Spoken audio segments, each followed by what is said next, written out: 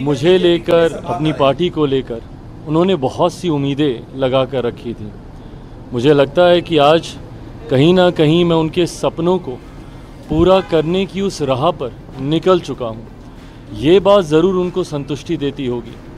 Party को जिस मजबूत स्तर पर वो देखना चाहते थे, आज पार्टी के सांसदों की बात हो, अलग राज्यों में हमारे विधायकों की बात। तो चिराग पासवान को आप सुन रहे थे, लेकिन ये देखिए उमर अब्दुल्ला और आगा शायद मुंतजिर मेहदी पीछे चल रहे हैं। बड़गाम सीट बहुत ही हॉट सीट है और इसी हॉट सीट पर उमर अब्दुल्ला की बात करें, अभी अभी उनकी बातें भी आपने सुनी। उन्होंने कहा कि शुरुआती रुझान से वो संतुष्ट नहीं, भले ही वो आगे क्यों ना हो, लेकिन लंच ब्रेक के बाद वो इन रुझानों पर भरोसा करेंगे और ये समझेंगे कि ये रुझान उनके पक्ष में है या नहीं है। और जम्मू कश्मीर में बीजेपी 28 सीट पर आगे चल रही है।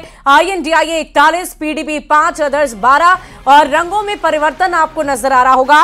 पहले ये नीला रंग थोड़ा कम नजर आ रहा था, लेकिन यहां पर भी नीला रंग बढ़ता जा रहा है। कांग्रेस से एक रिएक्शन लेना चाहूंगी। किशोर नाथ शाहदेव जी हमारे साथ हैं, प्रवक्ता। किशोर जी, क्या प्रतिक्रिया होगी आपकी? दोनों राज्यों में इस वक्त जो पहला रुझान है वो आपके पक्ष में है।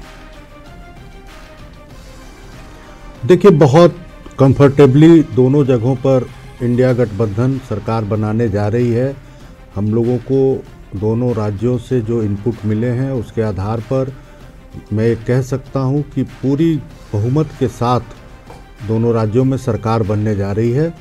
और हम एंटी इनकम्बेंसी की बात करते हैं। एंटी इनकम्बेंसी जो भारतीय जनता पार्टी के 10 साल के शासनकाल में रहे हैं वो महत्वपूर्ण नहीं है। महत्वपूर्ण है कि देश के लोगों का मिजाज बदला है। देश के लोगों ने भारतीय जनता पार्टी को जो मौका दिया था वो देख लिया है। लोकसभा के चुनाव परिणाम के बाद हम कह सकते हैं कि एक माहौल में परिवर्तन आया है पूरी तरह से। और आने वाले भी जो 2 राज्यों में चुनाव होने वाले हैं वहाँ भी भारतीय जनता पार्टी का सफाया होने वाला है।